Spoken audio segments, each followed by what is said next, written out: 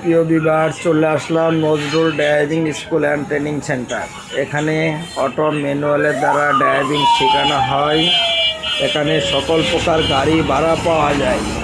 এখানে দূর দূরান্ত থেকে এসে কোনো লোক যদি ড্রাইভিং শিখতে চায় সেখানে সে ব্যবস্থা আছে।